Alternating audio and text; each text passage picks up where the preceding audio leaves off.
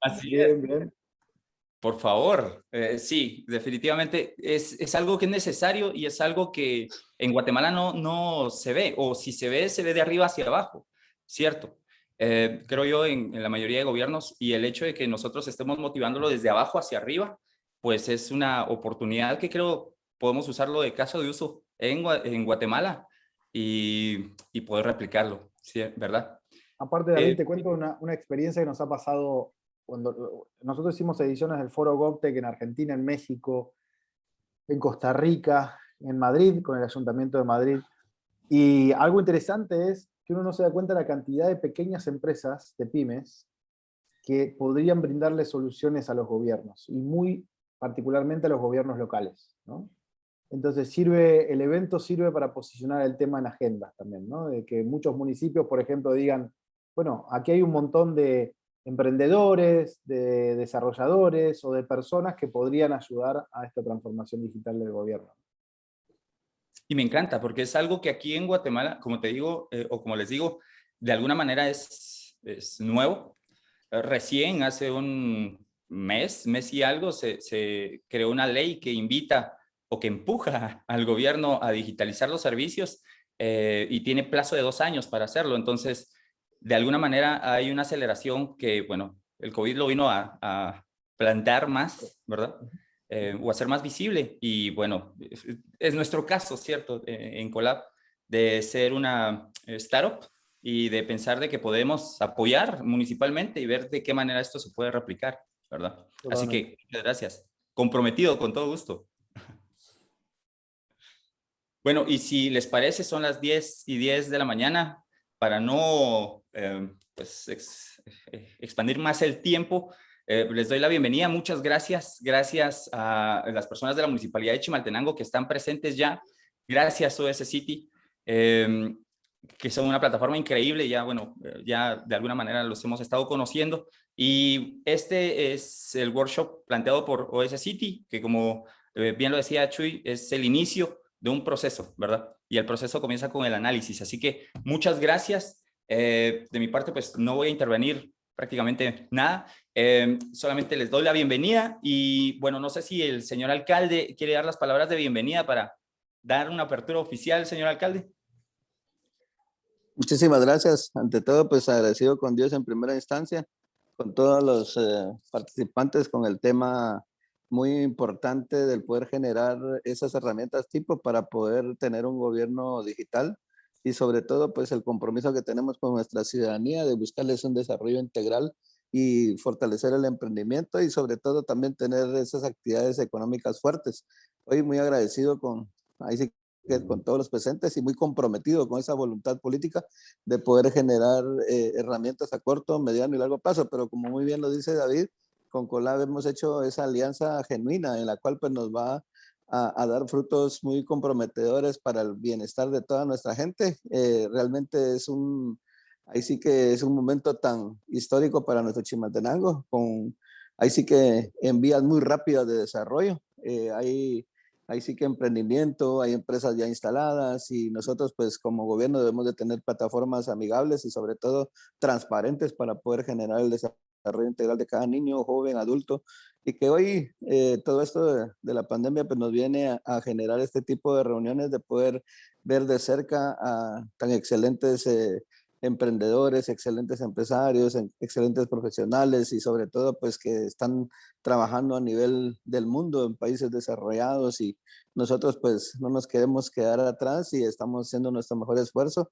Desde el ayuntamiento, desde el poder local debemos de sacrificar toda aquella materia en contra de la burocracia para poder generar esa facilidad en gobierno electrónico, en blockchain, en temas de emprendimiento, en economía naranja y que realmente nosotros pues agradecemos este espacio tan genuino que nos dan y sobre todo pues somos tomadores de decisiones y vamos a dar un paso firme para poder generar esto en materia y poder materializarlo. Sabemos de que la alianza público-privado es clave, solo no podemos. Acá muy bien decimos que un leño solo no arde, debemos de tener mucho apoyo y saber pedirlo. Ahí sí que nuestra Carta Magna pues establece el artículo 28 constitucional del derecho de petición, pero nosotros de todo corazón le decimos, lo pedimos en nombre de nuestra niñez, en nombre de nuestra juventud, que hay muchos jóvenes que ahorita quieren esforzarse, una sola oportunidad quieren, y nosotros pues en el buen vivir les agradecemos mucho por este espacio. Muchas gracias, señor alcalde. Y bueno, les dejo el tiempo. Chuy, Lucas, el tiempo es de ustedes. Muy bien. Gracias, David. Gracias a todos, al señor alcalde, a todos los que se han sumado y seguramente se sumarán algunos más. La idea, como les decía Chuy, es a ver si nos podemos meter acerca de un breve recorrido de lo que es el gobierno digital, o mejor dicho, de cómo las tecnologías o la cuarta revolución digital, de la cuarta revolución industrial está impactando en lo que es el gobierno y su digitalización. Y después Chuy se va a centrar mucho más en esta idea de un gobierno como plataforma y qué rol cumple la identidad digital y tecnologías como blockchain dentro de esa lógica. Déjenme compartirles mi pantalla. Me avisan, por favor, si se ve la presentación. Así es. Ah, ya están viendo, buenísimo. Bien, primero una breve introducción de quiénes somos. Nosotros somos una startup argentino-mexicana, parte de los socios somos argentinos, otra parte, como podrán notarlo en Chuy, son mexicanos, y también estamos distribuidos en esos dos países, pero con proyectos y experiencias en varios países de América Latina, no solamente en Argentina y en México, sino también en Costa Rica, en Colombia, en Panamá, en Chile. Así que lo que tratamos de hacer básicamente es ayudar a envisionar a los gobiernos acerca de dónde está el futuro, ¿no? Cómo podemos utilizar lo que son las tecnologías de la cuarta revolución industrial para crear una nueva relación entre el gobierno y sus ciudadanos. Y esto creo que va a ser muy importante también para la charla de hoy, ¿no? Cómo nosotros podemos aprovechar el contexto actual para repensar la relación entre el ciudadano y su gobierno, básicamente. En esa lógica trabajamos con un montón de organizaciones. Somos parte del portafolio de empresas de UNICEF a nivel global. UNICEF Innovation tiene una división de innovación a nivel global que trabaja con determinadas startups. En nuestro caso, UNICEF confió en nosotros para trabajar temas de blockchain a nivel global. Trabajamos muy de cerca con la OEA y su fundación, que se llama el Trust for the Americas. De hecho, Chuy y yo nos conocimos en una instancia de la OEA, somos fellowship de la Organización de los Estados Americanos, y ahí nació OS City, básicamente, pero trabajamos muy de cerca con ellos. Nos acompañan en muchas de nuestras implementaciones, financian algunas de nuestras implementaciones. Trabajamos muy de cerca con el CAF. De hecho, CAF, el Banco de Desarrollo de América Latina, es inversor en la empresa. Estamos ahí en los últimos días para terminar de formalizar el acuerdo, pero ya está todo definido de que CAF será inversor de OS City.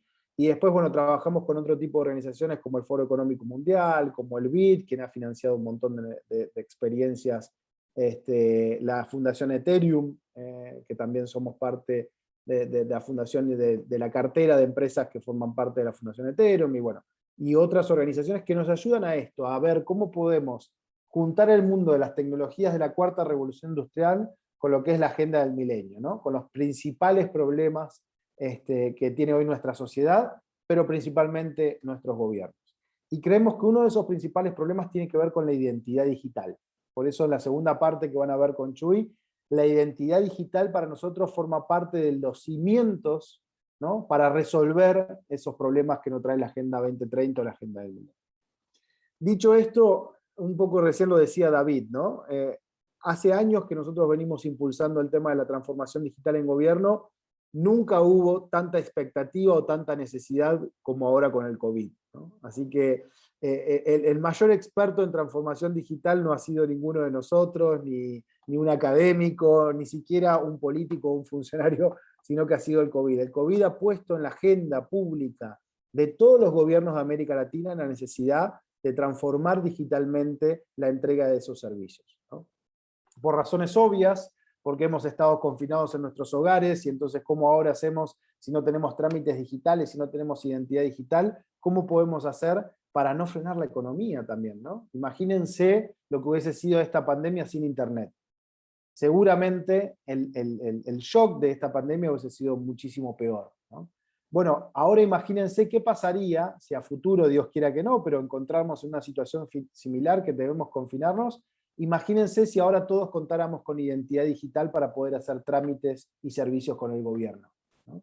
Así que hacia eso quiero decir que el mayor experto en transformación digital y cómo tenemos que aprovechar esta situación.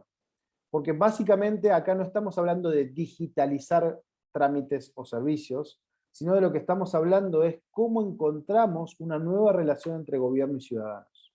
¿Okay? Porque uno a veces habla del gobierno digital solamente como traspasar lo que estaba en papel a un PDF en digital. Y en realidad lo que estamos diciendo es cómo podemos aprovechar esta situación, aprovechar el potencial de las nuevas tecnologías para repensar esta relación entre ciudadanos y gobierno. Para poner una analogía muy simple, uno podría decir, bueno, en el mundo de la educación, yo cambio la pizarra verde con tiza, ¿no?, por una pizarra digital. Pero la pedagogía del profesor sigue siendo la misma. Entonces, básicamente lo que estamos haciendo es subaprovechando el potencial que tienen estas nuevas herramientas. Bueno, en el caso del gobierno es lo mismo. No se trata nada más de transformar un proceso en papel por un proceso digital, sino cómo aprovechamos lo que nos ofrecen estas nuevas herramientas para dar vuelta esa relación, para transformar de una vez por todas esa relación entre gobiernos y ciudadanos. ¿Por qué? Porque algo está pasando.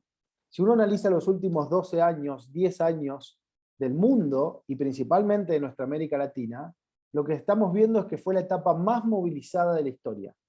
Nunca, y esto está muy estudiado por la academia, nunca el mundo tuvo tantas movilizaciones ciudadanas como en los últimos 10 años. Basta recordar los indignados, el Occupy Wall Street, las movilizaciones en Medio Oriente, pero si venimos a nuestro continente, los estudiantes en Chile, yo soy 132 en México, las movilizaciones en Brasil antes del Mundial de Fútbol, lo que está sucediendo hoy en Chile, lo que está sucediendo en Colombia y en un montón de otros países, donde lo que vemos es que la ciudadanía cada vez más tiene herramientas para expresarse, para transferir sus demandas al sistema político sin la necesidad de hacerlo a través de las instituciones formales del siglo XX. Y eso genera un gran desafío para nuestros gobiernos.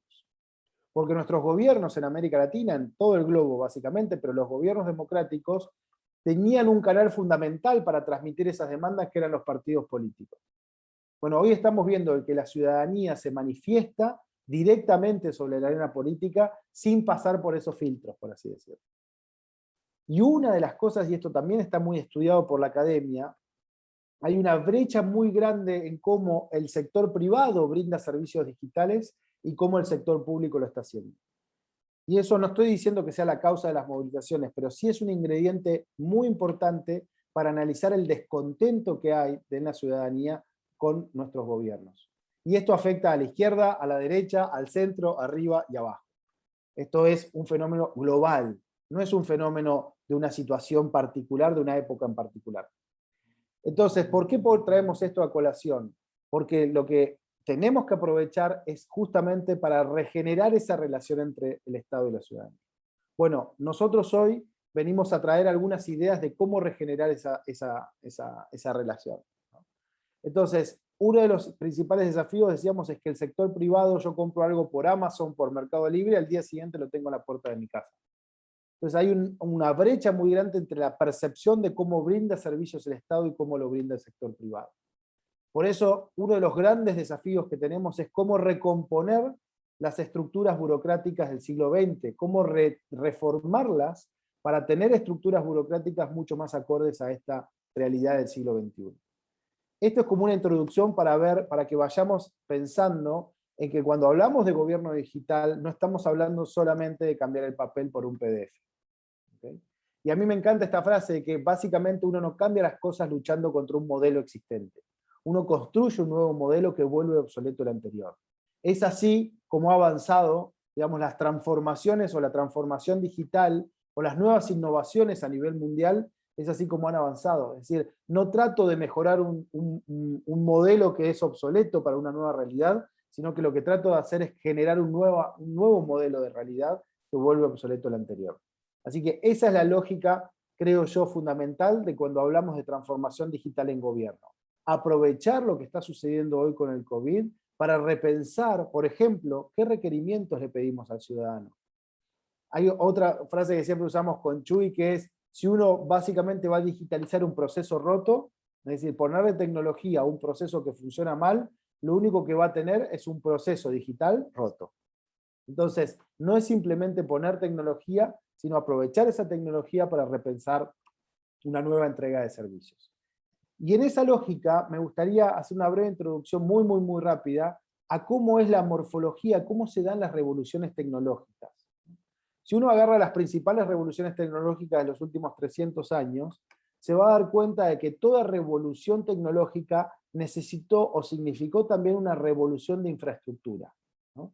La revolución industrial que surgió en Inglaterra, pero también la revolución luego del vapor y del ferrocarril, la revolución del acero y la electricidad, lo que significó el petróleo y los autos, y finalmente lo que significó la informática y las telecomunicaciones, y lo que luego sería Internet, ¿no? Pero cada una de estas revoluciones, todas necesitaron de infraestructura.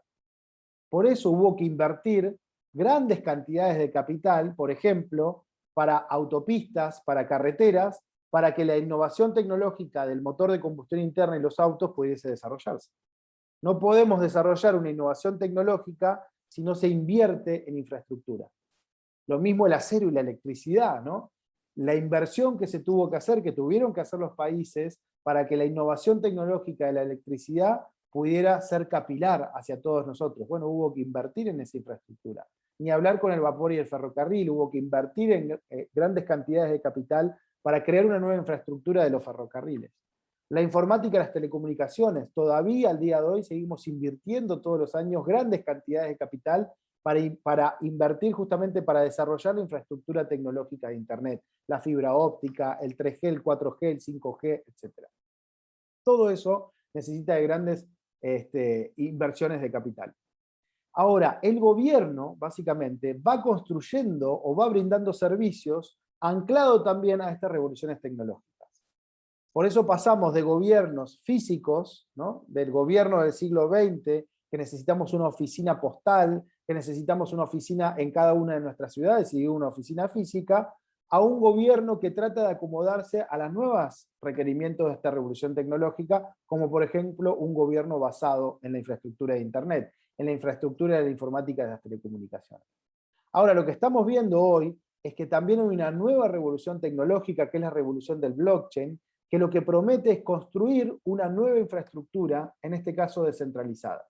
Entonces, un poco la invitación que queremos hacerle es, bueno, ¿cómo podemos empezar desde hoy a pensar un Estado, un gobierno, que construya servicios sobre esa nueva infraestructura tecnológica, que es la infraestructura del blockchain? Por eso vamos a hablar después de lo que significa la identidad digital basada en esta nueva infraestructura tecnológica. ¿Por qué? Porque cada innovación tecnológica necesariamente repercute en lo económico y necesariamente eso también repercute en lo institucional. Entonces lo que nos vamos a centrar hoy es en el redondel que tienen arriba a su derecha, en la revolución institucional que puede significar una revolución tecnológica, básicamente. Este es un ciclo que se da siempre. Una revolución tecnológica genera una revolución en el plano económico y que luego esa revolución también se transfiere a lo que son los planos institucionales. Entonces, ¿cómo podemos pensar hoy a un gobierno bajo este nuevo paradigma de revolución tecnológica? Y si nosotros hacemos un breve recorrido de qué ha pasado por la idea de gobierno digital en los últimos 20 años, vamos a ver, podemos dividirlo en 5 etapas, básicamente. Una primera etapa presencial, que fue la primera etapa, me animaría a decir, hacia finales de los 90, mediados, finales de los 90, donde los primeros gobiernos pioneros tenían su presencia en Internet. Entonces, era la idea de que había que tener un portal web, ¿no? Entonces, si hay un gobierno digital, tenemos que tener un portal web. Pero esos portales web, comúnmente, eran portales de comunicación unidireccional. Es decir, se pasó el esquema de comunicación en los medios tradicionales, ahora tener un portal de web que sirva para comunicar acciones de gobierno. Por eso los portales web, los portales de los gobiernos, sobre todo los municipios, eran administrados por las áreas de prensa. Eran las áreas de prensa las que manejaban, administraban esos portales web, porque se utilizaban principalmente para comunicar acciones políticas, ¿no? Una inauguración de una obra pública, qué había hecho el alcalde, etc. Es decir, utilizábamos la idea de lo digital como un canal de comunicación unidireccional más, básicamente. Ahora luego, con el avanzar, con el correr del tiempo, esos portales web fueron migrando a algo mucho más interactivo.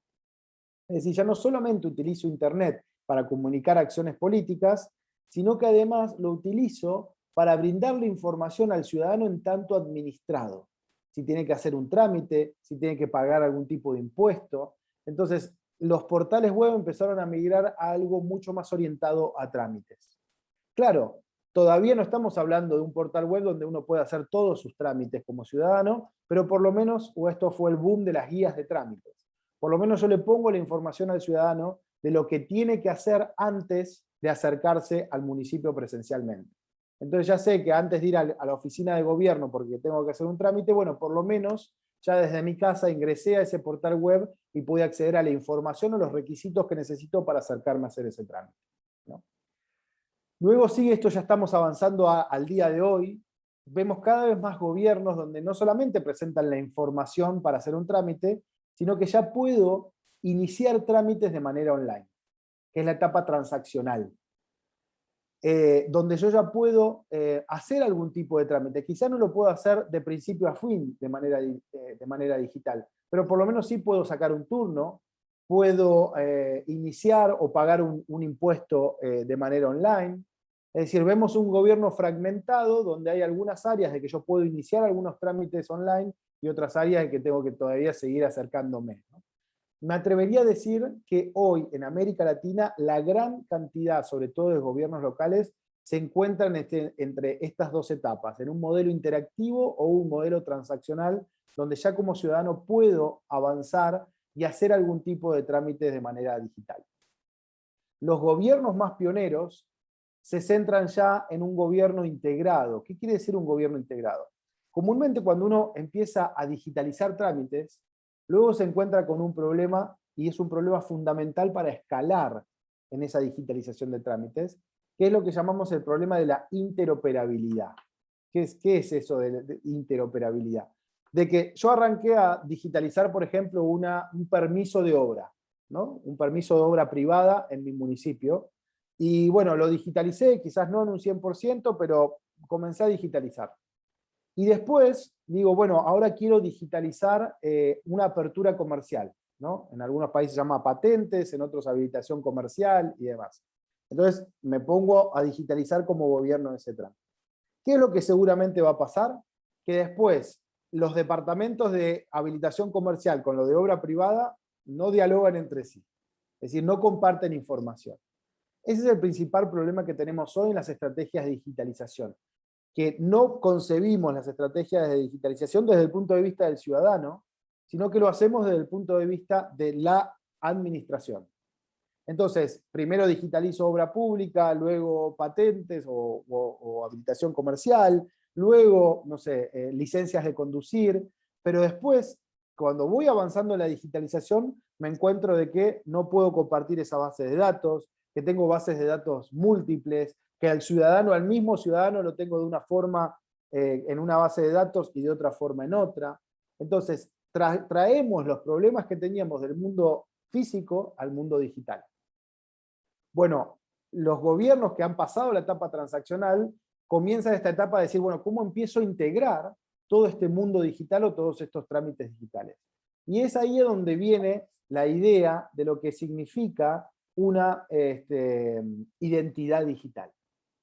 Empezamos a darnos cuenta de que la solución para resolver este problema de gobierno es avanzar hacia una identidad digital. Es decir, no puedo escalar en la digitalización de los trámites y los servicios, sino parto de la idea de una identidad digital para mis ciudadanos. La identidad digital es el cimiento en el cual yo luego después puedo empezar a construir otro tipo de servicios. Esta idea de identidad digital tiene mucho que ver con poner al ciudadano en el centro de nuestra estrategia de digitalización. Porque uno a veces arranca por las necesidades de la administración. Necesito digitalizar esto porque necesito hacer un mejor manejo de información, o porque quiero bajarle la carga de trabajo a mis empleados. Pero en realidad, lo que uno tiene que pensar siempre en cualquier estrategia de gobierno digital es las necesidades del ciudadano primero. Poner al ciudadano en el centro de la digitalización. Por eso es muy difícil digitalizar un gobierno si no partimos de la idea de una identidad digital de ese ciudadano. ¿Okay? Último, tenemos que pensar en la tecnología. Primero en las necesidades del ciudadano, luego en las necesidades de la política pública y último en esas necesidades de la tecnología. ¿Okay? Por eso, en esta lógica del gobierno como plataforma, para ya darle pie a Chuy, un gobierno como plataforma es un gobierno que tiene al centro a su ciudadano y que por eso tiene que construir toda una red de aplicaciones compartidas, de estándares, de datasets, para poner ese ciudadano en el centro, básicamente. Entonces pasamos de los portales web más simples, donde se plantea la información, a una estrategia o una lógica de identidad centrada en el ciudadano. Y ahí, Chuy, te dejo pie para continuar con la presentación. Gracias, Lucas. En el Inter, mientras cambiamos de pantalla, si alguien tiene algún comentario, alguna pregunta, también bienvenidos. Acá debe venir mi pantalla.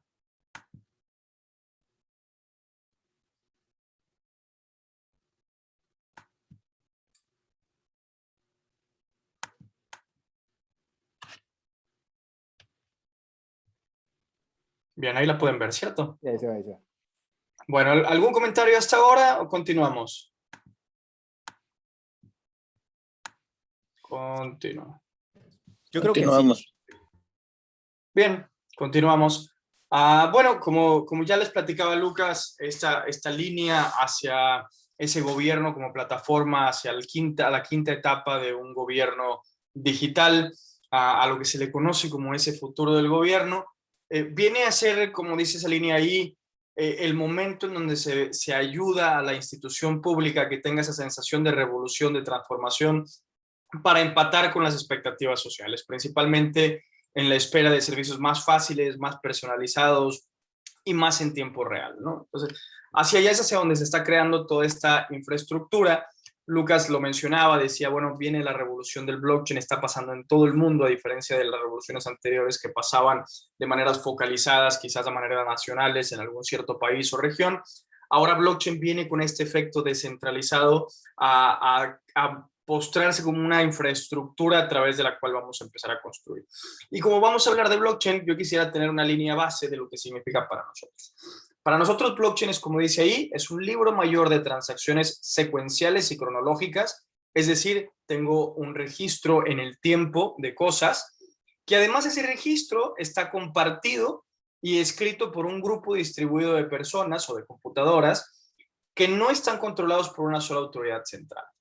Puesto de una manera más sencilla, imagínense muchas computadoras a nivel mundial interconectadas a través de Internet que comparten una serie de reglas que son transparentes para todos y en base a esas reglas vamos a poder escribir en esa red, en esa cadena de bloques, por eso su nombre blockchain. Y esa cadena de bloques evidentemente es como si fuese una línea del tiempo secuencial.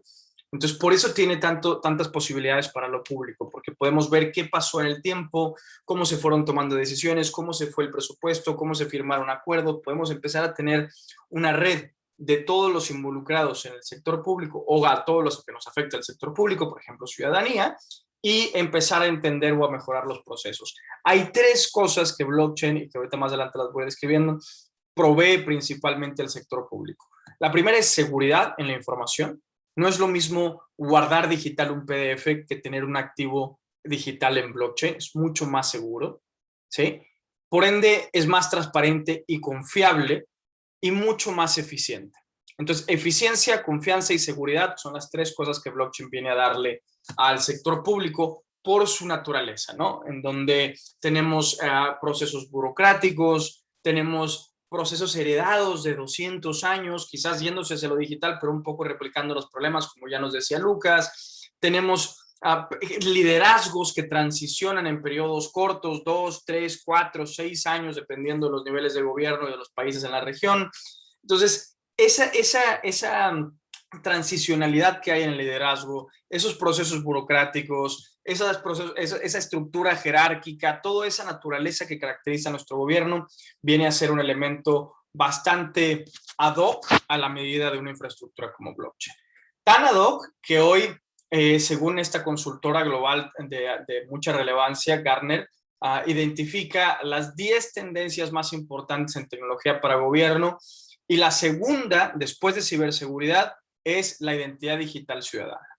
Dice, y en blockchain, evidentemente, ¿no? Tenemos que pensar en la identidad digital ciudadana en blockchain y lo empezamos a ver también como presiones alrededor, ¿no? Vemos países como El Salvador hablando de Bitcoin, Paraguay sumando Bitcoin a su legalidad, Panamá empezando a los mismos temas, en México también ya ahí va. Entonces, primero era socialmente se estaba yendo la gente hacia el mundo del blockchain en el tema financiero, pero los países empiezan a irse y empiezan a ver este efecto contextual, como nos decía Lucas, de incentivos o transformaciones económicas que empiezan a generar esa revolución institucional también, ¿no?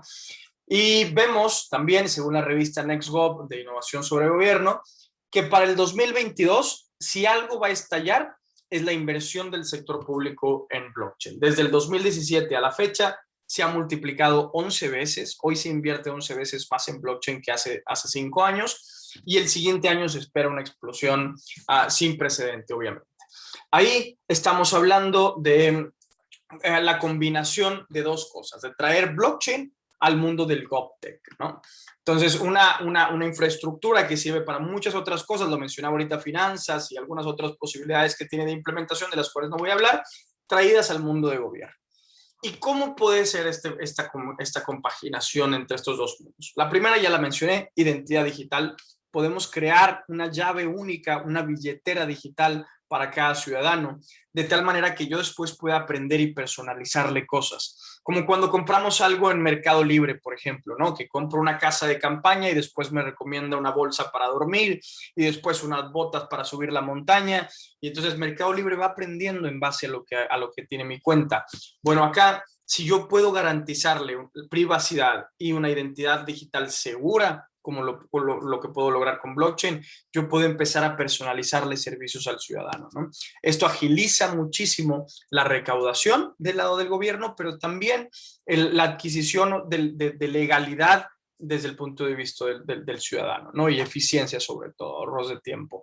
Trazabilidad de registros, yo puedo ver de manera transparente cómo se ha usado, por ejemplo, el presupuesto público y ganarme la confianza de mi ciudadanía para ciertos proyectos. Puedo transformar todos mis documentos oficiales, actas, constancias, licencias, permisos, certificados, todos esos documentos oficiales que hoy se emiten en un gobierno, que van en papel o en el mejor de los casos en un PDF escaneado digital, los podemos transformar en el concepto de documentos verificables, que quiere decir que es un activo digital en blockchain, es un certificado en la red de blockchain que se guarda en un bloquecito en la cadena que dice que yo tengo una habilitación comercial, por ejemplo.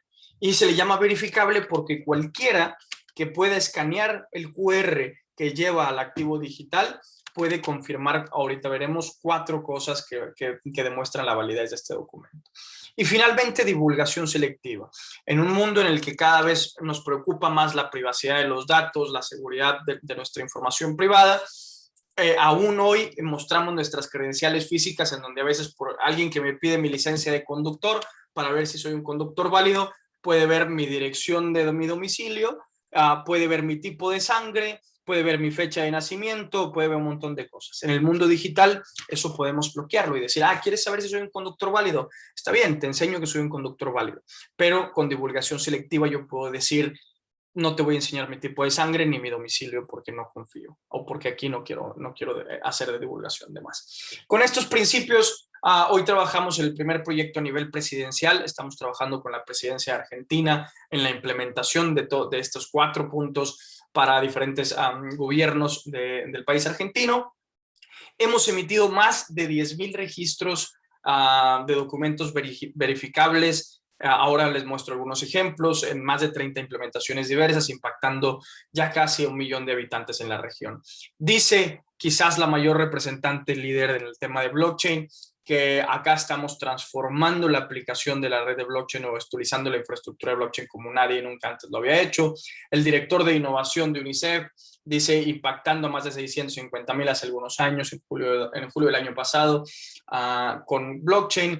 Y el más interesante, ese que vemos ahí abajo, dice el director de innovación de las Naciones Unidas, aquí hay un cambio de juego, ¿no? Hay un potencial para transformar a lo público a través del uso de blockchain, conectando oficiales o documentos oficiales o autoridades con la entrega de servicios digitales, ¿no? Entonces, en esta década de acción, dice el director de innovación de las Naciones Unidas, que lo que estamos haciendo es justo lo que está pavimentando ese futuro del gobierno. ¿Y qué hacemos? Este diagrama, creado por el BID en un documento que habla sobre blockchain e identidad digital, dice, mira, lo que tenemos que hacer es que el gobierno se vuelva un emisor de las credenciales o los documentos verificables y que se los entregue al ciudadano, que es el usuario.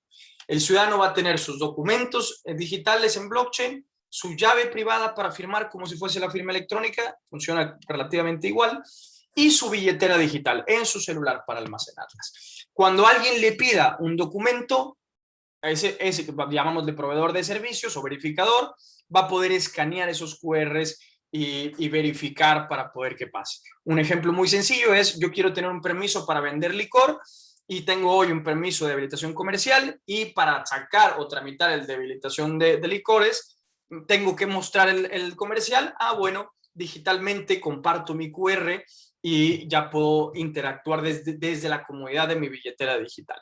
Puedo decir, aquí revisa mis otros certificados que ya tengo, verifícalos y por favor tramítame la habilitación para vender alcoholes, ¿no? Entonces, la parte del usuario hoy lo conectamos con diferentes servicios, con una aplicación móvil a través de la cual le solicitamos al gobierno que nos emita credenciales como esta, ¿no? Entonces, ahí vemos un ejemplo de una credencial y un botón de verificar, así de simple, escaneo el QR, veo esta credencial y puedo evaluar 4 cosas: autenticidad, expiración, revocación y posible fraude.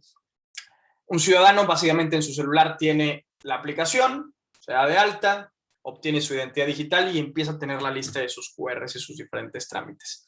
¿Qué estamos haciendo aquí? Más allá de entregar blockchain, estamos usando blockchain como esa infraestructura donde yo estoy construyendo todos esos QRs que me están permitiendo interconectar a las diferentes áreas de mi gobierno.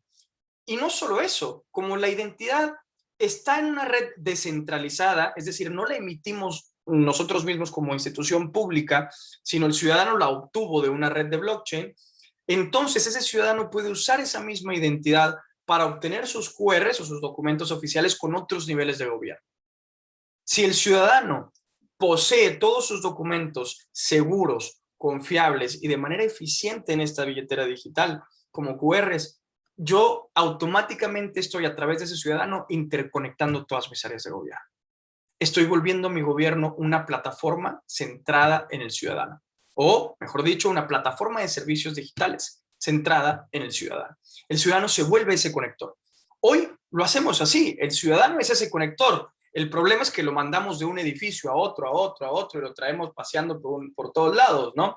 En el caso, de hacerlo de esta manera, estamos yéndonos de un mundo físico, de ir a un edificio a otro, a simplemente cambiar de QR en su billetera digital. Entonces, proveemos mucha mayor soberanía y portabilidad de su información, interoperabilidad entre el mismo nivel de gobierno o con otros niveles de gobierno, mucha mejor o mayor agilidad en la prestación de servicios, evidentemente una reducción de costos impresionante, desde dónde guardo tanto papel hasta las vueltas, trámites y firmas que eso implica, mucha mejor experiencia, el ciudadano se va acostumbrando al utilizar esta billetera digital, incluso en los nuevos desarrollos que estamos sacando, le permitimos al ciudadano poder utilizar su billetera aún sin conexión a internet. Evidentemente no va a poder tramitar nada si no tiene conexión a internet, pero puede portar sus credenciales y compartirlas sin conectividad.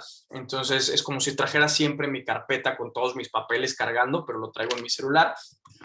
Y además se abre la puerta a oportunidades comerciales, ¿no? Además, imaginen que en esa misma identidad yo pudiera tener mi boleto para ir al cine o al museo o a un estadio. Empiezo a tener más oportunidades para interoperar con esa misma identidad. Y con los documentos verificables, bueno, como imagínense que podamos estar viendo que un QR además está asociado a un certificado que yo veo y fácilmente puedo identificar si es un permiso de construcción, si es un permiso de habilitación comercial, si es una licencia de conductor. Se vuelve muchísimo más intuitivo también para el ciudadano, en vez de como hoy típicamente pasa que los papeles se ven iguales y yo tengo que ir a ver específicamente qué es cada cosa.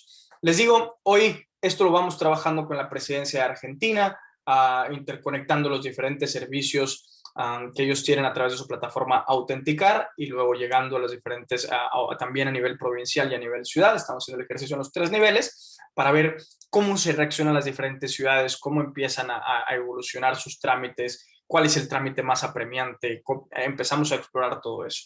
Lo hemos hecho para trazar trazabilidad de entrega de subsidios en el en el Fondo Municipal de las Artes, en la ciudad de Bahía Blanca, en Argentina, para diplomas universitarios. Hoy un proceso de verificación de un diploma universitario, aún sea de una universidad pública o una institución pública, tarda un montón. Hoy es un proceso burocrático que tarda meses. Hoy, si yo lo trajera como un QR verificable, tarda lo que tardemos en darle un clic al botón de verificar, ¿no? Entonces traemos mi diploma, traigo mis documentos oficiales, incluso economías locales, economías a las que vale mucho la pena o se les agrega mucho valor si podemos asegurar su calidad y su origen. Por ejemplo, típicamente artesanías o productos de comunidades indígenas. Podemos sumarles credenciales verificables y empoderarles a su economía local desde como si fuese un servicio que le brinda el sector público. Esto lo estamos haciendo con vinos en Mendoza. Fraudes en loterías públicas, por ejemplo, los podemos eliminar por completo, como acá en el caso de la Lotería de Río Negro, y hay algunas otras loterías como la de Neuquén en Argentina también, en donde lo que hacemos es que a quien gana el premio se le da un documento verificable en blockchain que dice que él es el ganador, y entonces tiene que mostrar el QR para poder cobrar su premio. Habilitaciones comerciales y permisos de licores, por ejemplo, en la municipalidad de Quepos y Grecia en Costa Rica. Licencias de alcoholes, permisos para inspectores. Imaginen, en México, por ejemplo, hay mucha corrupción de inspectores que van a un comercio, a un pequeño comercio típicamente, y lo amenazan y le dicen, te voy a cerrar y si no me das, ahí, como decimos acá, un moche. Y muchas veces ese inspector ni siquiera es un inspector oficial.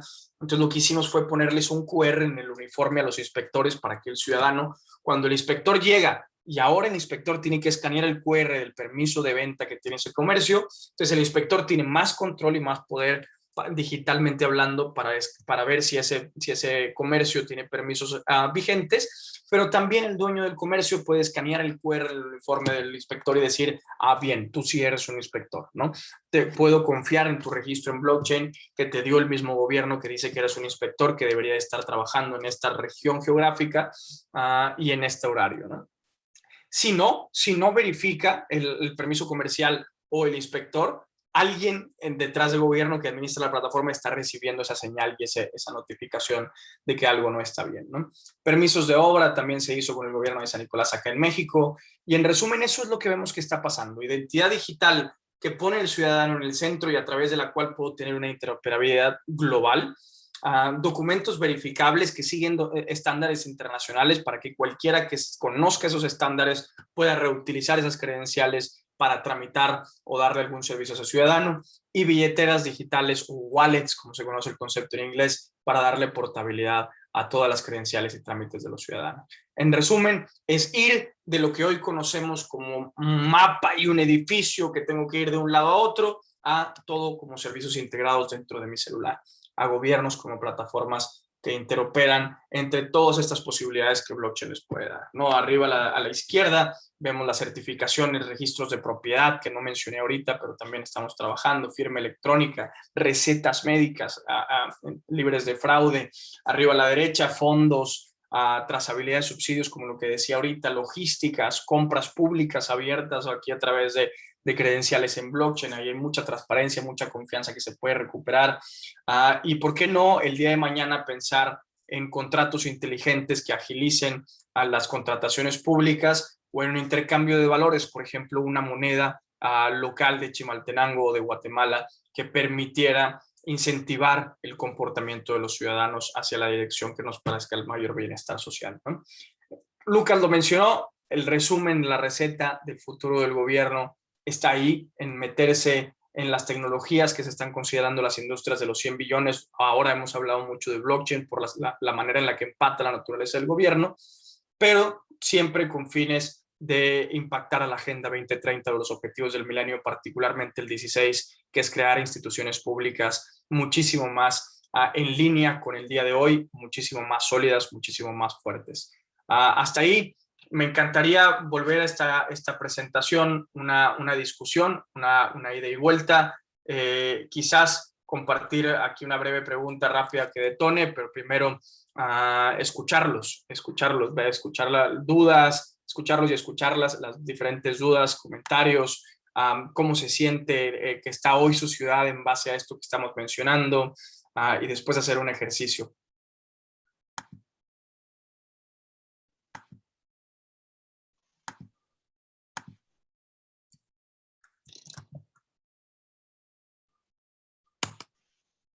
Si quieren ahí para ir rompiendo un poquito el hielo y que nos vayamos animando a rebotar, ahí les acabo de mandar un link en el chat de la llamada, y me gustaría que entraran y me ayudaran respondiendo, por ejemplo, esa primera pregunta, ¿no? En base a lo que acabamos de escuchar, si hoy pensamos en el trámite más complejo o más demandante o que más trabajo me implica, pero también es el que más me solicita el ciudadano, ¿cuál sería?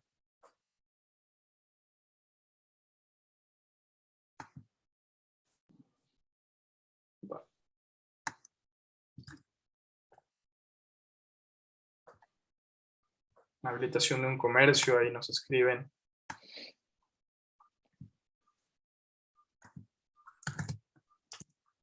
Chuy, Sí, adelante.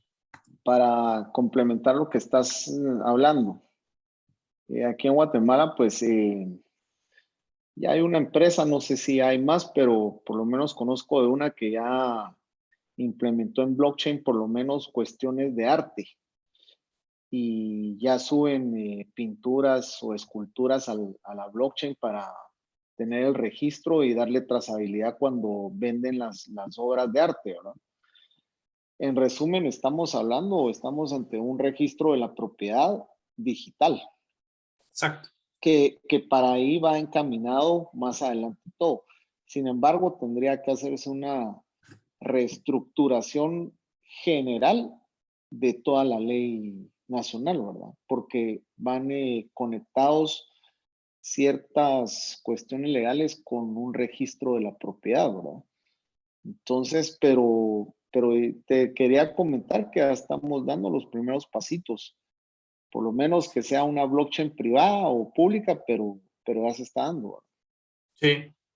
Gracias, Ramiro. Sabes, una de las cosas que hemos aprendido en el camino es, porque blockchains hay muchas, ¿no? Hay públicas, hay privadas, hay públicas permisionadas, entonces pudiéramos hablar de esa infraestructura de múltiples sabores, pero hoy lo más estratégico que hemos encontrado es empezar a trabajar de la mano del BID con la red de LACchain, con la blockchain para Latinoamérica y el Caribe, que incluso va de la mano de las regulaciones que se están invitando a los diferentes países. Entonces, trabajar con LACchain promete que quizás poco a poco el mismo BID nos ayude a alinear esos cambios regulatorios que van a ser necesarios, ¿no? El cambiar las leyes para poder adaptarlas a este futuro, ¿no? Entonces, sí lo vemos pasando. Hoy, por ejemplo, con la Fundación Hyfer, ahí estamos proponiendo un proyecto. Este es en Honduras, pero es justamente para registro de propiedad de todos esos pequeños agricultores que tienen muchos años cultivando, que tienen mucha tierra, pero que no tienen ningún papel legal que les dice que esa tierra es de ellos, ¿no? Entonces, ¿cómo haces ahí? Porque en realidad ellos son dueños de la tierra, pero sus papeles o lo que tuvieran, si es que tienen algo, ni siquiera tiene una legalidad detrás, pero no hay ningún dueño, porque ellos eran los dueños, ¿no? De años, a cientos de años que vienen con sus familias, ¿no?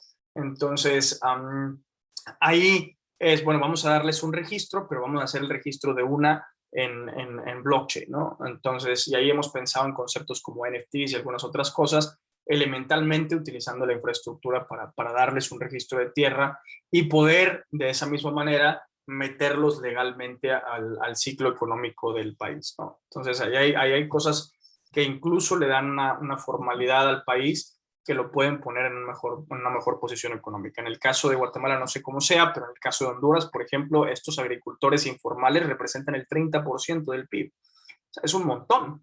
Entonces, que lo tengas en la informalidad es cruel, ¿no? Para ellos, para el país, para todos. Entonces, a darles un registro de propiedad con este tipo de tecnologías y darles la trazabilidad a sus transacciones, pues también les solidifica su negocio, ¿no? Les das acceso a financiamientos, atraes inversión extranjera, empiezas a girar la rueda económica de una manera mucho más interesante, ¿no?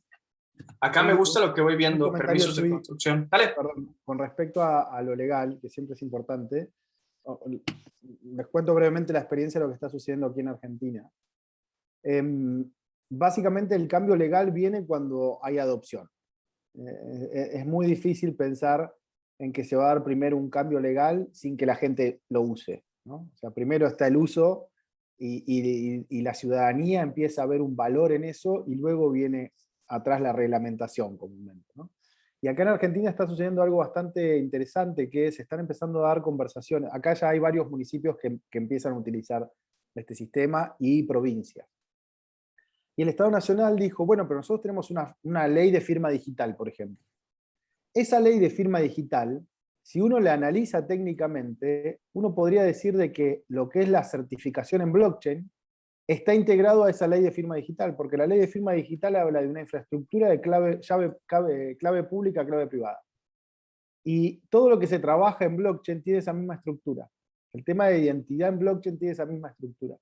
Entonces no haría falta una ley nueva, sino a lo sumo una adenda a esa ley ya existente, diciendo que además de aceptar la firma digital, también se puede aceptar la firma en blockchain porque cumple con las mismas características de PKI, etcétera, etcétera. Pero eso se está dando luego de que se está viendo la utilidad de la ciudadanía, ¿no? O sea, como que primero hay que demostrar de que esto funciona, de que esto sirve, de que esto tiene una utilidad social, y luego viene quizás la reglamentación más formal, ¿no? Bien. Ahí viendo también un poco las respuestas, veo que sí, normalmente la habilitación comercial, los permisos de construcción, la emisión de DPI. ¿Alguien me puede explicar qué es el DPI?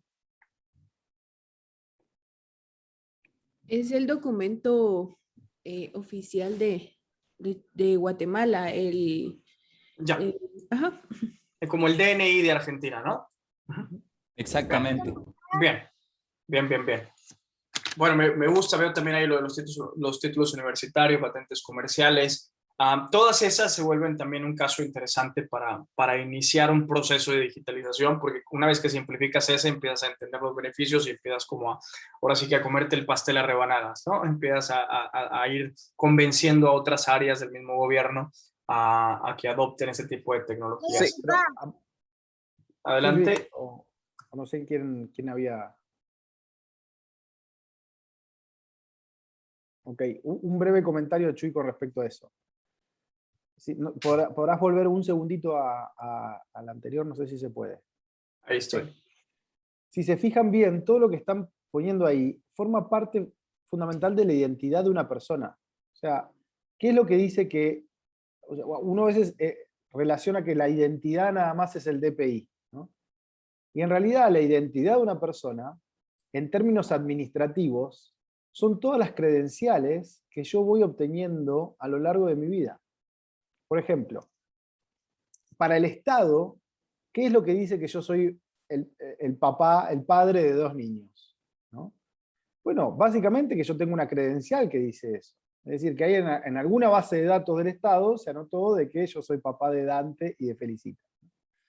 ¿Qué es lo que dice que yo soy un politólogo, que estudié ciencia política? Bueno, que en algún momento me emitieron una credencial que dice eso. ¿Qué es lo que dice que yo soy el dueño de un comercio? Lo mismo, que en algún momento me emitieron una credencial. Entonces, cuando nosotros hablamos de credenciales y de la importancia de simplificarle la vida al ciudadano para la emisión, la administración y el guardado de esas credenciales, estamos diciendo que básicamente le estamos simplificando su identidad como persona. Entonces, en términos administrativos, mi identidad, que es que nací en Argentina, de que soy padre, pero también soy hijo, de que soy un profesional que estudió determinada carrera, de que tengo una empresa, todo eso que conforma mi identidad, es decir, que hace que Lucas sea Lucas, en realidad administrativamente termina siendo una credencial. Entonces, la solución que nos da esta tecnología es cómo bajamos los costos de transacción de gestionar mi propia identidad. Yo siempre pongo el mismo ejemplo, ¿no? Pero cuando yo me recibí, la universidad me otorgó un título. A los 2 años yo volví a la universidad, pero no como estudiante, sino como profesor universitario. Me contrata la universidad para dar clases. cuando me voy a inscribir para hacer todo el trámite para dar clases, lo primero que me pide es el título universitario. Y le digo, sí, acá está, ustedes me lo entregaron. Ah, no, pero tiene que venir certificado por un escribano. Pero ¿cómo? Si ustedes fueron los mismos que me lo entregaron, ¿no? Entonces, muchas de la insatisfacción también hoy que hay a nivel global tiene que ver con que se ha vuelto tan compleja nuestra identidad de que hoy ya administrar esa identidad es muy costoso para el ciudadano. Entonces, ¿cómo podemos hacer de tiempo, de dinero, de pérdida de tiempo, de esfuerzo que hay que poner para administrar esa identidad?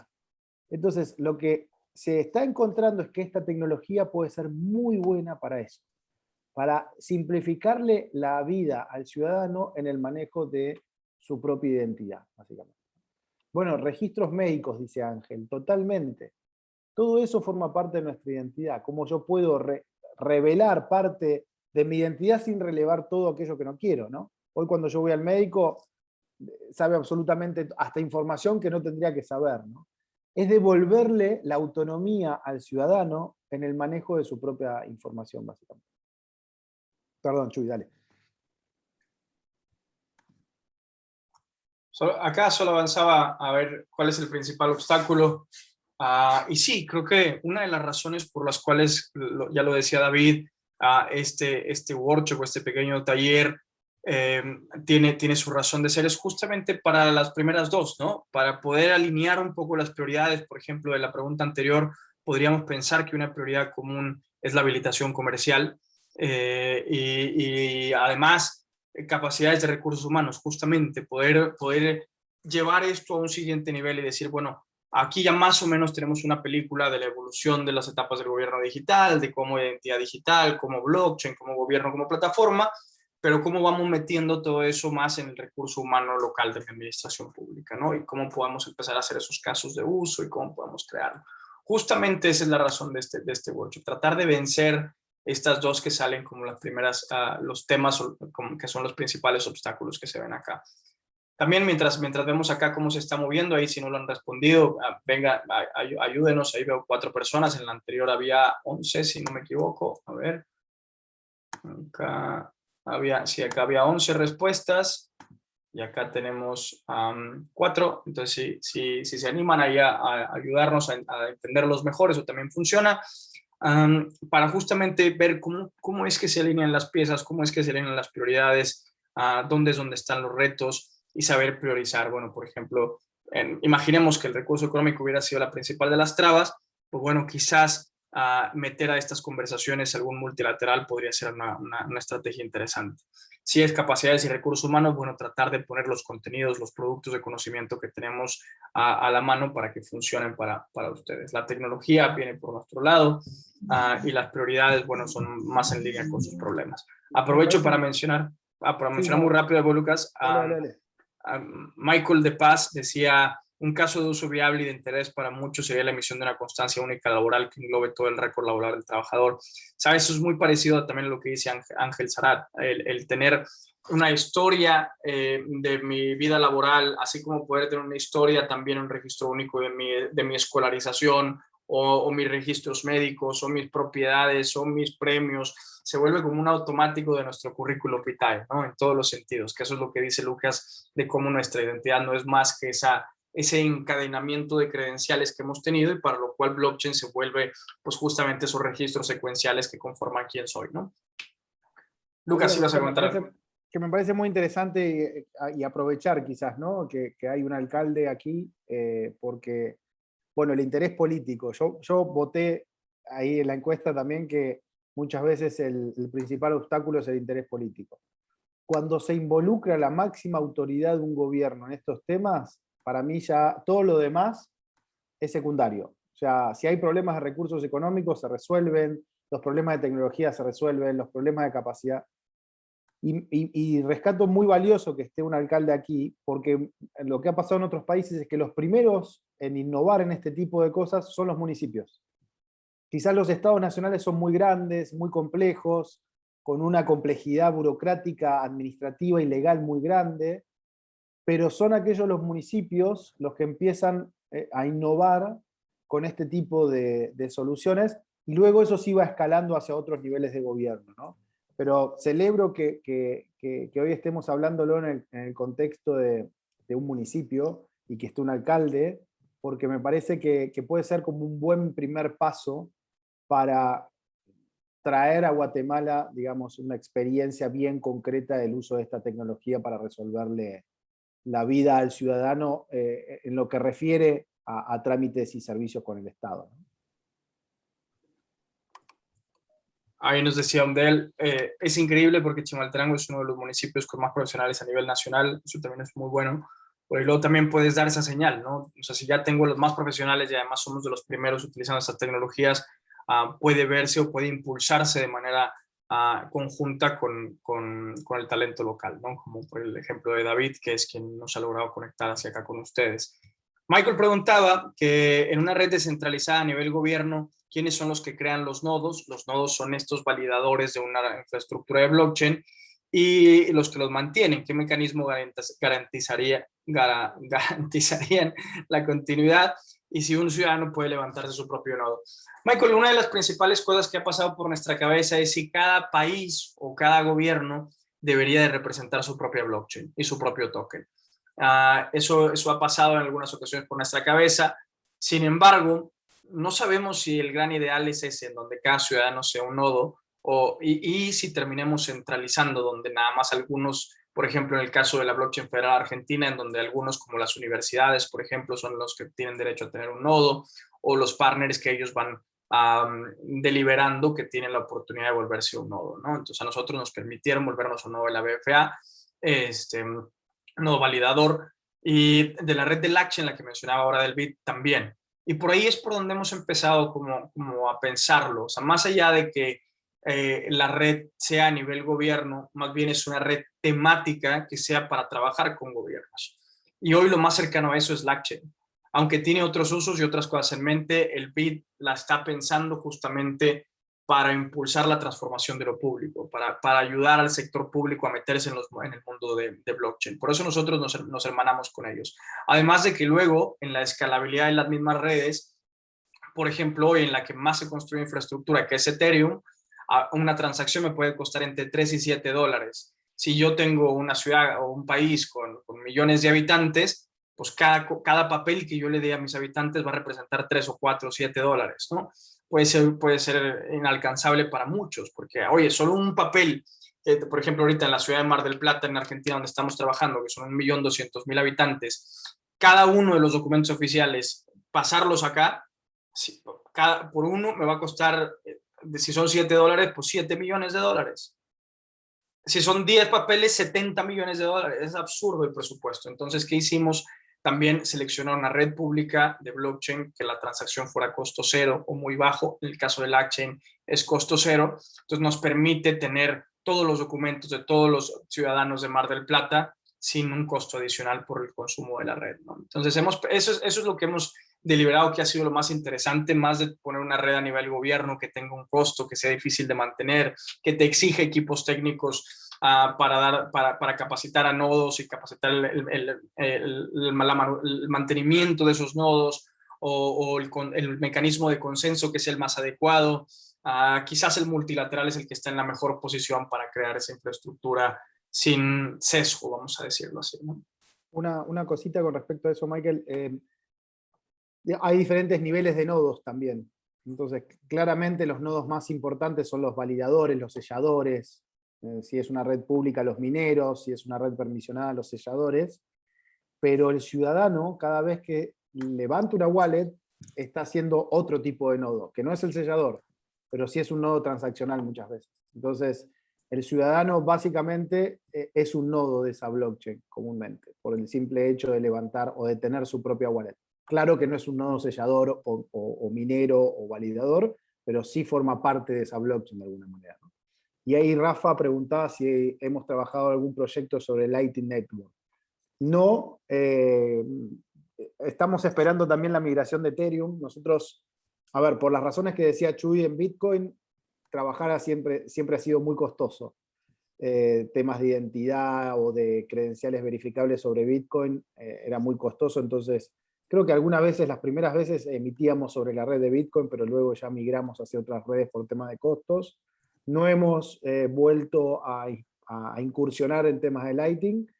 Sí estamos esperando, ansiosos, qué pasa con Ethereum y la migración de Ethereum justamente para bajar esos costos de transacción. Pero hoy los que son trabajos con gobiernos comúnmente las hacemos en blockchain permisionadas. Hay algunos proyectos sobre Ethereum, pero son proyectos que sabemos que no vamos a tener problemas de escalabilidad. Para todos aquellos proyectos que sí vamos a necesitar una escalabilidad futura, es decir, hacer millones de certificaciones, hoy estamos eligiendo las blockchain permisionadas. Y Hyperledger, no estamos utilizando, no hemos utilizado Hyperledger, sí la conocemos, sí hemos investigado y demás, pero no nos hemos metido en Hyperledger todavía. Hoy Ahí el proceso... encantados de conversar si hay ideas. Eso, hoy el proceso, ahí para Rafa Cordón, que está haciendo estas preguntas un poquito más técnicas, hoy el proceso es más conectarnos a una red de Ethereum Compliant para que te dé a ti tu par de llaves, tu llave pública y tu llave privada, y que tu llave pública o tu public address la puedas declarar a tu gobierno. Y entonces le dices, yo, Chuy Cepeda, soy esta public address. Si el gobierno tiene un mecanismo oficial de autenticación, mejor. Si no, bueno, encontramos algún mecanismo que sea el adecuado. Y te digo, bueno, yo, Chuy Cepeda, soy este public address, entonces todos mis documentos oficiales, asígnamelos acá, ¿no? Así es como lo vamos haciendo. El reset de claves sigue siendo una incógnita, es algo que vemos que preocupa a la comunidad en general, no solo a nosotros. Hoy, lo más simple que hemos aterrizado es, si la pierdes definitivamente, y lo que yo puedo hacer es tener un registro de qué credenciales tenías, aunque no puedas recuperar tu cuenta. Entonces tienes que venir a crear una nueva cuenta y yo reemitiré tus credenciales a esa nueva cuenta. O sea, más que recuperar tu cuenta, vas a crear una nueva y recuperar tus credenciales, pero tu cuenta anterior no la vas a poder recuperar si perdiste las credenciales. Así es como lo estamos haciendo ahora. Ahora bien, para o reducir la fricción de la adopción o la generación de una llave, lo que hemos hecho es, a través de un usuario y contraseña, un correo y un password, en tu celular, hacemos ese llamado la primera vez que abres la aplicación, hacemos ese llamado a la red de Ethereum para que nos dé tu par de llaves y nos dé tu mnemónico, tus 12 palabras para reconstruir tu llave privada, ¿no? Y de ahí en adelante, mientras no pierdas tu dispositivo, tu llave privada va a estar ahí en tu dispositivo, y tus 12 palabras van a seguir ahí por si las quieres tener en otro lado o importar tu wallet en algún otro dispositivo. Después, si se llegan a perder, te digo, el mecanismo más simple que hoy hemos pensado es reasignarte las credenciales como nuevos certificados en una nueva identidad que hayas tramitado, ¿no? Evidentemente esto tiene que ser un proceso presencial para que no haya esa sensación de una misma persona con múltiples identidades, ¿no? ¿Qué tecnologías utilizamos para frontend? Sí, dudas originales que te surgieron. Bien, para frontend usamos el framework de Vue, usamos Vue.js para trabajar, Node.js también. Eso es todo lo que usamos al frente. Atrás todo es Python 3.0. ¿Cómo en la arquitectura de son dApps hay algún componente centralizado? No, en realidad nosotros ahí creo que estamos entrando otra vez al tema de crear infraestructura. Nosotros no estamos creando infraestructura, estamos escribiendo y obteniendo lo que necesitamos de las redes de blockchain. Típicamente, ¿cómo se financian esos proyectos de blockchain? Pues de nuevo, las transacciones cuestan cero por el partnership que tenemos con LACChain, y el desarrollo en realidad hoy es una licencia de software, un software as a service, que nos ha sucedido de todo. O sea, hay el gobierno que lo paga íntegramente y que dice, bien, yo puedo, todo este trámite lo puedo hacer, pago la experiencia piloto. Hay otros que, por ejemplo, buscan apoyo de la CAF o del BID o de alguien como el Trust for the Americas, por ejemplo, también, que nos ha pasado, y se hacen estrategias de cofinanciamiento, ¿no? Por ejemplo, hoy en Costa Rica, el Trust for the Americas le dice a la ciudad de Grecia, a ver, yo te financio el primer año bajo el compromiso de que tú pagues el siguiente año y la experiencia corra 2 años, por ejemplo, ¿no? Entonces ahí vamos con experiencias con blockchain que se están financiando de esa manera.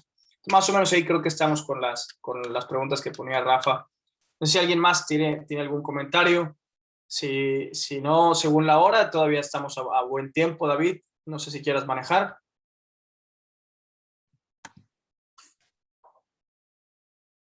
Así es. Yo creo que siguen habiendo dudas. si podemos manejarla sería increíble. A ver, en cuanto a la estructuración de un proyecto de blockchain, ¿qué metodología utiliza? No sé si estoy entendiendo bien tu pregunta, Michael. No sé si quieras abrir tu micrófono y ayudarme a explicarla mejor. Claro, con gusto. Sí, en síntesis quisiera saber más o menos las fases, porque hay stakeholders, hay entregables, hay una serie de hitos que se quieren cumplir. Entonces, más que todo, ¿cómo es la administración de los mismos para al final producir el resultado que se espera? Sí, ¿Es mira, eso? déjame. Ujú. Déjame te enseño, por ejemplo, cómo es que vamos haciendo con misiones. Se me hace lo más inteligente. No sé si se te ocurre alguna otra manera de presentar, Lucas. No, no, me parece lo mejor. Ahí, Mira, antes de que comiences, Chuy, sí, uno de los grandes desafíos de estos es que uno quizás habla o la puerta de entrada a un proyecto con gobierno es la Secretaría de Modernización, ¿no? O de Innovación, que comúnmente ya están sensibilizados con el tema de tecnología, digamos, no hay que convencerlos de que la tecnología es buena, por así decirlo. Entonces, el grave problema es después cómo involucramos al resto de las áreas, porque quizás alguien de innovación sabe lo que es blockchain o la identidad digital, pero después cuando voy a obra pública o habilitaciones comerciales o a otras áreas de un gobierno, no tienen por qué saberlo.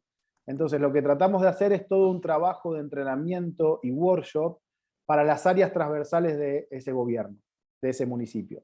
Acá lo que le está mostrando Chuy es ahora un caso ongoing, digamos, de una provincia de Argentina con las cuales estamos trabajando en ese proyecto. Dale, Chuy.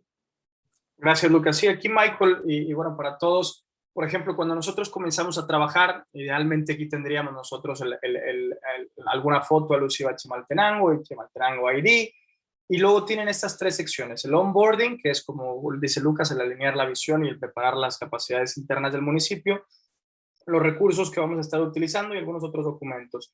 En general, nuestra metodología son estas 6 etapas: el arranque, que tiene mucho que ver con explicar todo esto que está acá en onboarding; la definición de un trámite, por ejemplo, pudiera ser habilitación comercial o patente comercial, que era la que salía ahorita en el Mentimeter. Se hacen acuerdos técnicos en el diseño, en quiénes se van a involucrar, quiénes no. Se levanta una instancia en internet y el app la empezamos a probar internamente y se lanza. ¿Cómo, por ejemplo, hacemos la metodología? Esto lo hacemos con todos y si hay que adaptar, se adapta, pero tenemos 4 reuniones para operar: una de arranque, una de sintonía y definición, las reuniones de pruebas y la reunión de lanzamiento. Son las principales reuniones que tenemos, pero luego tenemos las de sintonía y definición, se van repitiendo, ¿no?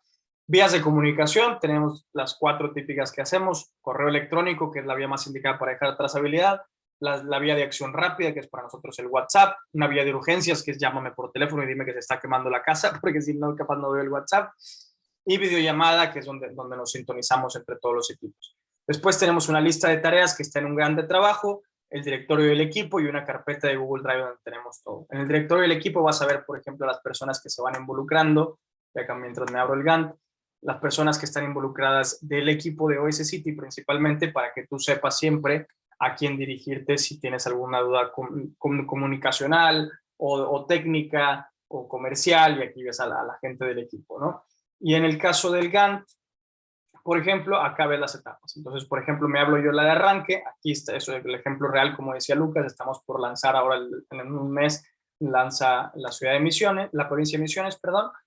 Y acá tenemos cada una de las tareas. Oye, en el arranque, aquí están las tareas típicas que llevan a la etapa de arranque, las tareas que llevan la definición de trámites y el desarrollo de la web, los contenidos que va a tener el landing de este gobierno, los acuerdos de diseño y funcionalidad, qué es lo que está en ejecución, qué es lo que está previsto, qué es lo que está terminado. Aquí vemos todas las tareas que involucran esa etapa.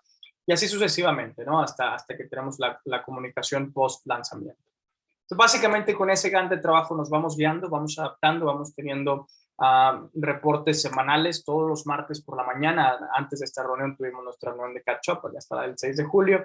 Ya vamos teniendo todos los reportes de avance. Todo esto se hace en conjunto con ellos. Hay comentarios del equipo de gobierno de Misiones y de nosotros. Y ahí vamos teniendo y vamos agregando y quitando tareas según cómo se van a trabajando. Entonces, es una metodología híbrida, muy parecida a como fuese en el temas de desarrollo, lo que es el Agile o el Scrum, donde vamos semana a semana viendo si vamos alineados o no.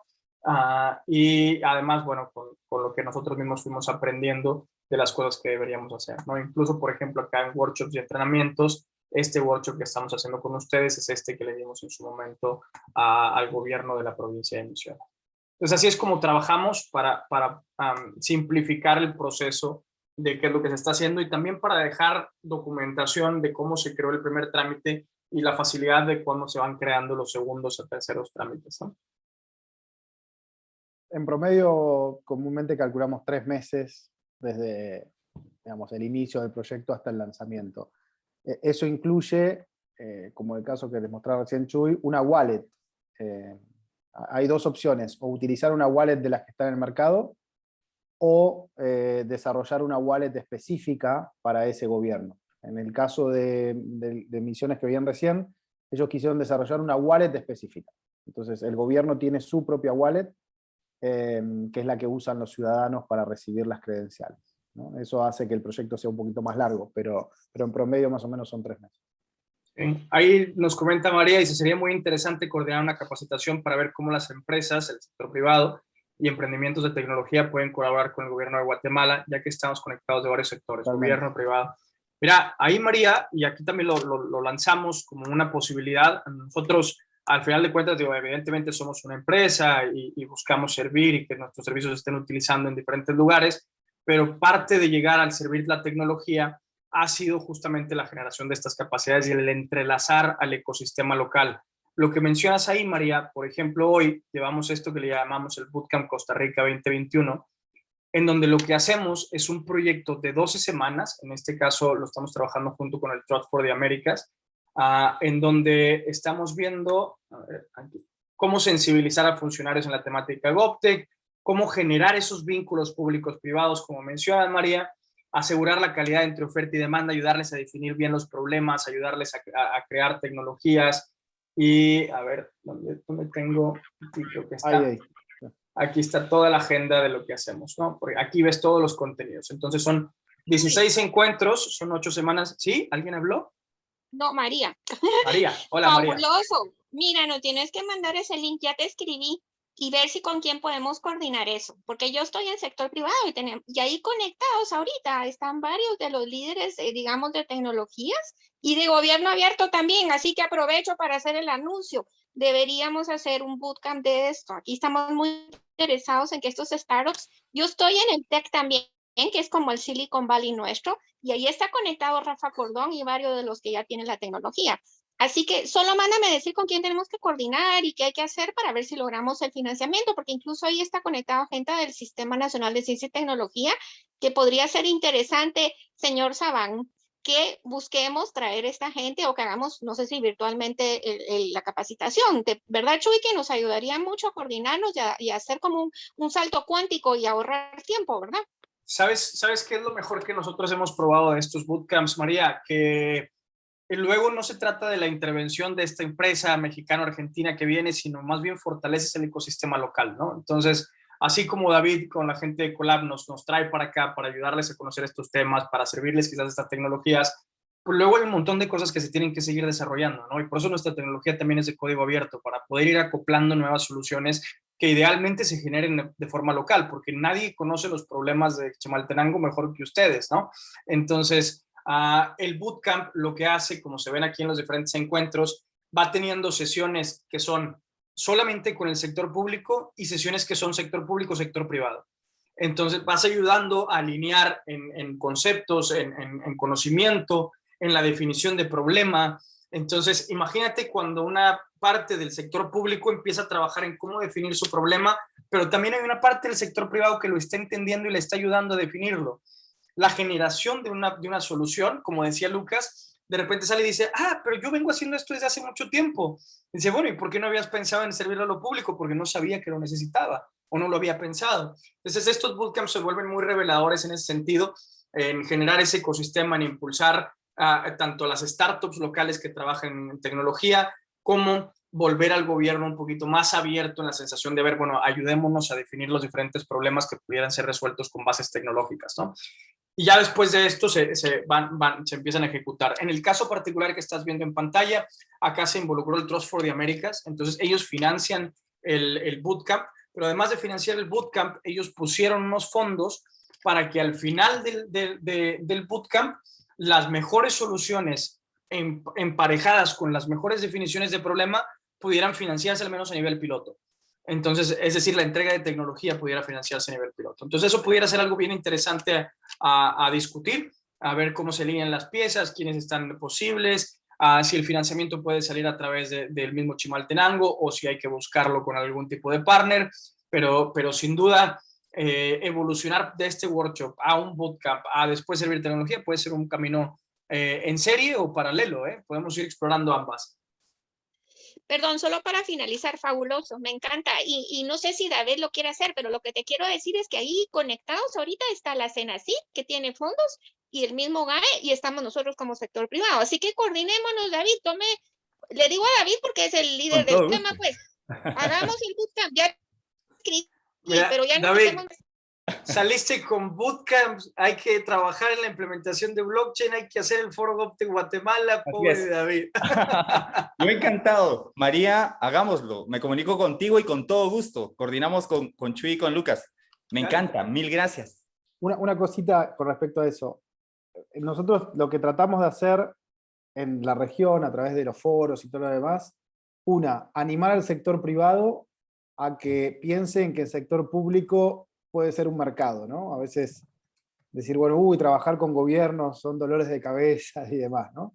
No, ahí puede haber un socio estratégico, y por el otro lado, animar al sector público a cómo puede buscar ayuda en los emprendimientos locales, ¿no? Un poco la frase es, el poder de un gobierno está en su comunidad, ¿no? Entonces, si tenemos que resolver un problema de identidad digital, de lo que sea, digitalización, cualquier tipo, hay que buscar en esa comunidad, ¿no? En la comunidad local hay un montón de emprendedores locales que quizás están trabajando en esas soluciones, pero no lo saben, ¿no? Entonces lo que tratan de hacer estos bootcamp y demás es nivelar los conocimientos, los lenguajes. A veces nosotros desde las startups o el sector privado no terminamos de comprender bien cuáles son los problemas públicos. Entonces funciona muy bien para hacer esa colaboración público-privado, ¿no? Bien. Bueno, de ahí nos sale una reunión secundaria que me parece muy interesante para fortalecer el ecosistema en Guatemala. Y acá Rafa Cordón nos dice, ¿qué oportunidades creen que se van a generar en El Salvador con Chivo Wallet? Bueno, para los que no saben, Chivo Wallet es una identidad digital, es una billetera digital para interactuar con bitcoins, ¿no? Entonces tú puedes transaccionar y pagar con bitcoins, es lo que está proponiendo a Bukele en El Salvador, justamente en la red que preguntaban hace unos minutos de Lightning, de Bitcoin, que es esta como sidechain, porque hace las transacciones más baratas o más escalables, ¿no? Entonces, ¿qué pensamos o qué oportunidades creemos? Mira, esto es especulación, evidentemente, ¿no? Yo creo que El Salvador está aprovechando un momento burbuja interesante post-COVID o durante el COVID todavía de las criptomonedas y de la seriedad que ha tomado en general las finanzas descentralizadas, el concepto de DeFi. DeFi ha recibido muchísimo más inyección de capital que ningún año antes, o sea, solo en 2020 recibió más de 17x, 20x, un montón. Tenían como $1 billón y se fueron a 17 billones de dólares y hoy están no sé en cuántos billones de dólares el mundo de DeFi. Y ese mundo empieza a hacer que las criptomonedas se vuelvan más sólidas, pierdan el sentido de estafa y ciencia ficción y se vuelvan un poquito algo más de la realidad. Bitcoin en particular, bueno, es la más popular, es la más valuada. Hoy un Bitcoin vale $34,000 aproximadamente. La que le sigue es Ethereum y vale 17 veces menos, vale $2,000 una moneda. Entonces, que El Salvador haya adoptado Bitcoin y estén trabajando con Chivo Wallet, más allá de si va a haber buenas oportunidades ahí, es un mensaje que se está mandando, un mensaje global, un mensaje de esto va en serio, ¿no? Y va a empezar a pasar. Yo no sé si Bitcoin es la moneda que deberían de empezar a utilizar. Yo no sé si más bien deberían de empezar a pensar en la creación de una propia moneda. Hoy hasta los clubes de fútbol, ¿no? Hay una criptomoneda del Barcelona y del Madrid y de todos. Entonces, ¿por qué no pensar quizás en una infraestructura o en una moneda que fuese más bien del Salvador y que no dependiera del mercado internacional como lo hace Bitcoin, ¿no? Entonces, quizás hacia allá es el futuro. Te digo, es especulación, es un momento muy temprano, es esa sensación de adrenalina y de incertidumbre y de curiosidad de niño chiquito, ¿no? De hacia dónde va la adopción de estas criptomonedas, hacia dónde va esto. No sé qué tan bueno o qué tan malo vaya a ser Chivo Wallet en El Salvador. Esa es la respuesta más honesta. Lo que sí sé es que invariablemente todos nuestros países van a empezar a adoptar o a crear sus propias criptomonedas en los próximos 10 años. Bien, creo, David, que bueno, ya estamos en horario para no robarle más tiempo, pero bueno, surgieron un montón de ideas, así que hay para todos, ¿no? Hay un montón de trabajo hacia adelante. Me encanta que, digamos, por los comentarios ya sé quiénes representan al sector privado y quién es el sector público, y me parece que lo importante acá es justamente cómo seguimos encontrando espacios de conexión entre, no sé, imagino que Rafa representa una empresa o una startup, bueno, ¿cómo podemos hacer para que la empresa de Rafa trabaje mejor con el sector público? Un poco la idea del GovTech es esa, ¿no? Generar más sinergias entre lo privado y lo público. Me encanta. Yo realmente estoy demasiado agradecido. Gracias a todos los que participaron. Gracias a todos y desde su perspectiva, desde el sector público, desde empresas, y gracias a las personas de la MUNI. Gracias, Lucas, y gracias, Chuy. Está increíble. Yo, bueno, tengo un compromiso ya y varios compromisos que voy a revisar el video para ver a qué se compromete uno con todo esto, pero sí, con todo. Yo estoy muy agradecido, encantado de continuar. Y ustedes nos dicen entonces, Jesús y Lucas, en el proceso específico de Chimaltenango, ¿cuál sería el siguiente paso? Ya que venimos de una conversación inicial de este workshop, ¿qué consideran ustedes que viene? Mira, yo ahorita sí en mis notas lo que estoy dejando es agendarnos la próxima semana. Si quieres, primero nosotros y luego vamos invitando a los demás dependiendo de la estrategia que hagamos. Pero veo 3 cosas que pueden ir pasando. La primera, ir estructurando un posible piloto de patentes comerciales. Eso lo veo muy tangible dado lo que acaba de salir, como implementación, como una prueba, como que se sienta que algo está pasando y que eso nos sirva también para empezar a hacer, vamos a decir, promoción del Foro GovTech Guatemala. Quizás Foro GovTech Guatemala post Chimaltenango, ¿no? Una cosa así, algo que posicione a Chimaltenango como ese promotor de este tipo de temas. Y en paralelo a esto, porque no depende una cosa de la otra, ir estructurando el bootcamp. Entonces vamos estructurando el bootcamp, vamos pensando ese piloto y vamos pensando en el Foro GovTech Guatemala. Esos 3 puntos hay que platicarlos la siguiente semana si quieres, si te funciona. Y a partir de ahí vamos haciendo las reuniones con cada uno de los grupos de stakeholders para cada cosa. Me encanta. Espero entonces, si les parece a ustedes, el invite y con todo gusto. Dale. Muchas gracias. Bueno, pues gracias a todos, a todas, al señor alcalde, a María también por poner esas iniciativas con el bootcamp, a Rafael y a Michael por las preguntas. Gracias, estamos al alcance. Un abrazo. Muchas gracias. Y gracias a Muchas todos. gracias, un abrazo. Muchas gracias. Chao, chao. Hasta